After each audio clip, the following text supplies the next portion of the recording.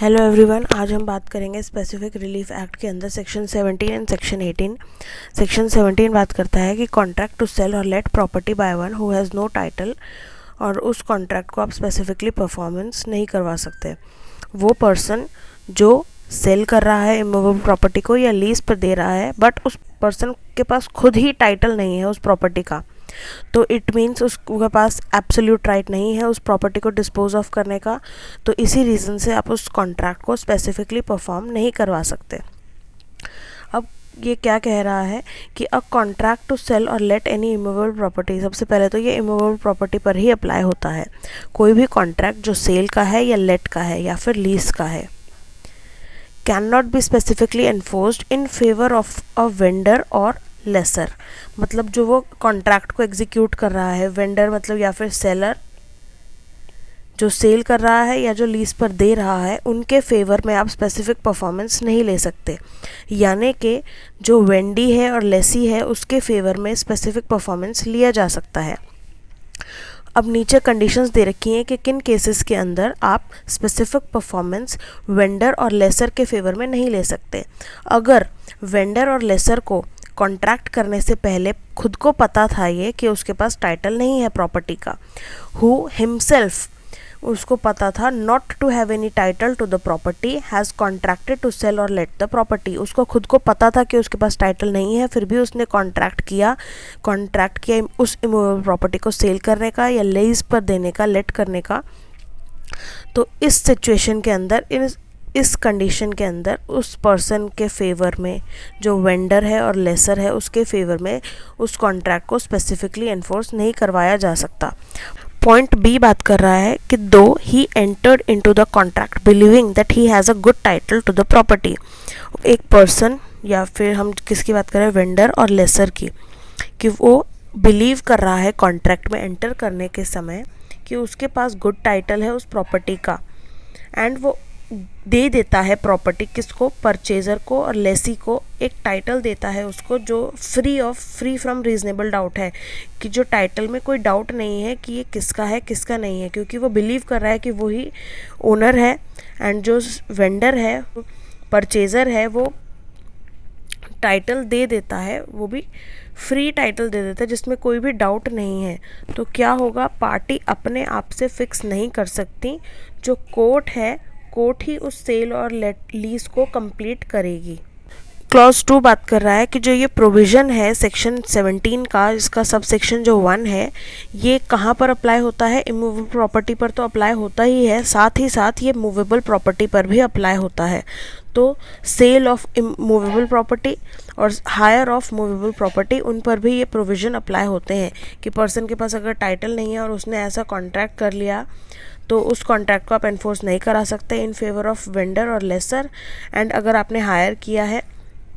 तो उस सिचुएशन के अंदर आपने गुड फेथ है और बिलीव किया ये टाइटल आपके पास है, और गुड फेथ में अगर वो सेल कर दिया या लीज पर दे दिया, तो जो परचेज़र है और लेसी है उसके पास गुड टाइटल जा रहा है उसके पास, वो जो कि फ्री है फ्रॉम रीजनेबल डाउट, उस टाइटल के अंदर कोई डाउट नहीं है। तो ये है सेक्शन 17। नेक्स्ट है सेक्शन 18 कि non enforcement except with variation, कि कुछ कॉन्ट्रैक्ट्स ऐसे होते हैं जिनको आप एनफोर्स नहीं करा सकते एक्सेप्ट विद वेरिएशन, के उन कॉन्ट्रैक्ट्स में कुछ वेरिएशन करना होता है, उसके बाद ही आप उसको एनफोर्स करा सकते हैं, बट वेरिएशन के बिना उसको आप एनफोर्स नहीं करा सकते। Where a plaintiff seeks specific performance of a contract in writing, plaintiff जो है वो सीख कर रहा है कोर्ट के अंदर स्पेसिफिक परफॉर्मेंस, और राइटिंग के अंदर सीख कर रहा है, to which the defendant set up a variation, और जिसके अंदर डिफेंडेंट ने कुछ वेरिएशन कर दिया है, तो प्लेंटिफ जो है वो ऑब्टेन नहीं कर सकता स्पेसिफिक परफॉर्मेंस जब तक वो वेरिएशन जो है वो सेटअप नहीं हो जाता, क्योंकि डिफेंडेंट जो है उसने वेरी किया है कॉन्ट्रैक्ट को, एंड वो अकेले एलिजिबल नहीं है, वो कॉम्पिटेंट नहीं है कॉन्ट्रैक्ट को वेरी करने के लिए। तो प्लेंटिफ एंड डिफेंडेंट दोनों मिलकर, या फिर हम कह सकते हैं कॉन्ट्रैक्ट जब एंटर होता है, दो पार्टीज़ के द्वारा एंटर हुआ ए एंड बी, तो ये दोनों पार्टीज़ ही मिलकर डिसाइड करेंगी कि हमें कॉन्ट्रैक्ट को वेरी करना है कि नहीं करना है, या फिर किन टर्म्स पे वेरी करना है। तो प्लेंटिव जो है उस कॉन्ट्रैक्ट को स्पेसिफिकली परफॉर्मेंस नहीं करेगा जब तक except with the variation so set up, जब तक वो वेरिएशन सेटअप नहीं हो जाती तब तक उस कॉन्ट्रैक्ट को स्पेसिफिकली परफॉर्मेंस नहीं किया जा सकता। अब किन सिचुएशन में ये बात कर रहे हैं हम? ए बात कर रहा है कि where by fraud, mistake of fact और मिस रिप्रेजेंटेशन, कोई भी रिटर्न कॉन्ट्रैक्ट के अंदर कोई फ्रॉड होता है, मिस्टेक ऑफ फैक्ट होता है या मिस रिप्रेजेंटेशन होता है, of which the performance is sought is in its term or effect different from that the parties agreed to। A and B ने कोई कॉन्ट्रैक्ट किया आपस में, A and B ने जो टर्म्स एंड कंडीशन रखी थी, ये रखी थी, ये रखी थी, ये रखी थी, ये रखी थी, बट ये एक टर्म A ने इंक्लूड कर दी इसके अंदर। अब उसका B को पता नहीं था, अब B को पता नहीं था तो ये क्या किया, A ने वेरी कर दिया कॉन्ट्रैक्ट, इसके अंदर क्या किया, एक टर्म और ऐड करके A ने वेरी कर दिया कॉन्ट्रैक्ट। तो उस कॉन्ट्रैक्ट को जब तक B अग्री नहीं करता तो उस कॉन्ट्रैक्ट को स्पेसिफिकली परफॉर्म नहीं करवाया जा सकता। तो तब तक हम इसको क्या कहेंगे, या तो ये मिस्टेक ऑफ फैक्ट है, कुछ फैक्ट छुपा रह गया B से, या तो ए फ्रॉड कमिट कर रहा है या कुछ मिस रिप्रेजेंट कर रहा है एक बी को। तो इस सिचुएशन के अंदर अगर कोई एक पार्टी टू द कॉन्ट्रैक्ट वो फ्रॉड कर रही है, मिस्टेक ऑफ फैक्ट कर रही है या मिस रिप्रेजेंटेशन कर रही है, कुछ मिस रिप्रेजेंट कर रही है दूसरी पार्टी को कोई रिटर्न कॉन्ट्रैक्ट के अंदर, और जो उन्होंने पहले टर्म्स अग्री करी थी, यहाँ पे क्या लिखा है कि इन इट्स टर्म्स और effect different from that the parties agreed to, जो पार्टीज़ ने टर्म्स एंड कंडीशंस अग्री करी थी कॉन्ट्रैक्ट के लिए उससे डिफरेंट कुछ इफेक्ट हो गया है। यानी कि कॉन्ट्रैक्ट के अंदर बोला था, दोनों पार्टी ने डिसाइड किया था कि ए कॉन्ट्रैक्ट को बनवाएगी एंड ए ने कुछ अलग ही टर्म्स एंड कंडीशन इंक्लूड कर दी कॉन्ट्रैक्ट के अंदर, तो वो कॉन्ट्रैक्ट को आप स्पेसिफिकली परफॉर्म नहीं करवा सकते। और does not contain all the terms agreed to between the parties, या फिर अगर कॉन्ट्रैक्ट में पार्टीज ने सारी ये 4 टर्म्स अग्री करी थी कि ये होना चाहिए, बट जब ए ने कॉन्ट्रैक्ट बनवाया तो उसके अंदर जो ये वाली टर्म थी इसको भूल गया, वो ओमिट कर गया ये वाली टर्म, तो इन सिचुएशन के अंदर भी आप कॉन्ट्रैक्ट को स्पेसिफिकली परफॉर्म नहीं करवा सकते जब तक वो जो वेरिएशन है वो सेटअप नहीं हो जाती। सेटअप होने का मतलब है जो अदर पर्सन है टू द कॉन्ट्रैक्ट वो अग्री ना कर जाए उस वेरिएशन से कि हाँ ये कंडीशन नहीं है तो भी कोई बात नहीं, हम कॉन्ट्रैक्ट को आगे लेके जाते हैं, इसको इफेक्ट में लेके आते हैं। On the basis of which the defendant entered into the contract, जिस बेसिस पे डिफेंडेंट ने कॉन्ट्रैक्ट एंटर किया था, तो डिफेंडेंट ने जो कॉन्ट्रैक्ट एंटर किया था जब तक वो वेरिएशन को सेटअप नहीं कर लेता तब तक प्लेंटिफ स्पेसिफिक परफॉर्मेंस ऑब्टेन नहीं कर सकता।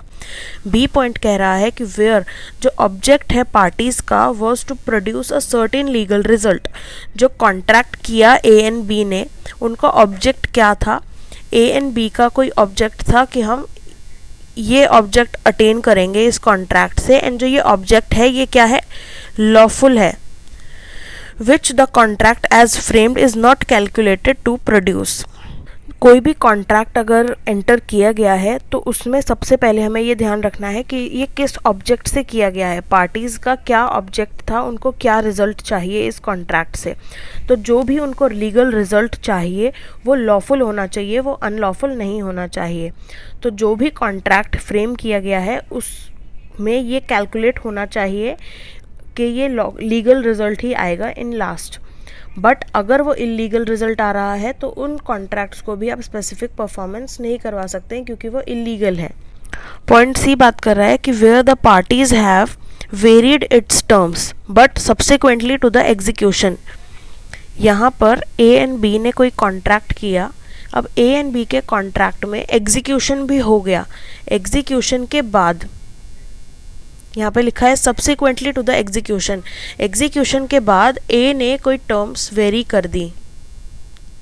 अब वेरी करने के बाद जो वो ओल्ड कॉन्ट्रैक्ट था वही एग्जीक्यूट हो चुका है, तो जो ये न्यू कॉन्ट्रैक्ट आया है उसको आप स्पेसिफिक परफॉर्मेंस नहीं करवा सकते। यहाँ पे उन्हीं कॉन्ट्रैक्ट्स के बारे में दिया गया है कि जिनको आप स्पेसिफिकली परफॉर्म नहीं करवा सकते। तो फर्स्ट जिसमें प्लेंटिफ ने फ्रॉड किया, मिस्टेक ऑफ फैक्ट किया या मिस रिप्रेजेंट किया, एंड कोई अनदर डिफरेंट टर्म इंक्लूड कर दी, या फिर जो टर्म्स अग्री करी गई थी वो भी इंक्लूड नहीं करी, तो उसको स्पेसिफिकली परफॉर्म नहीं करवाएंगे। वो कॉन्ट्रैक्ट्स जिनका रिजल्ट जो है वो लीगल नहीं आ रहा, जो लॉफुल नहीं आ रहा, या फिर कॉन्ट्रैक्ट में ये हम कैलकुलेट नहीं कर पा रहे कि इसका जो रिजल्ट है ये लीगल ही होगा, तो उन कॉन्ट्रैक्ट्स को आप स्पेसिफिकली परफॉर्मेंस नहीं करवा सकते। एंड वो कॉन्ट्रैक्ट्स जो एग्जीक्यूट हो चुके हैं ऑलरेडी एंड सब्सिक्वेंटली पार्टीज़ ने उन कॉन्ट्रैक्ट के अंदर कोई टर्म्स एंड कंडीशन चेंज कर दी, तो उस कॉन्ट्रैक्ट को जो वेरिएशन के बाद जो न्यू कॉन्ट्रैक्ट बना है उनको आप स्पेसिफिकली परफॉर्मेंस नहीं करवा सकते।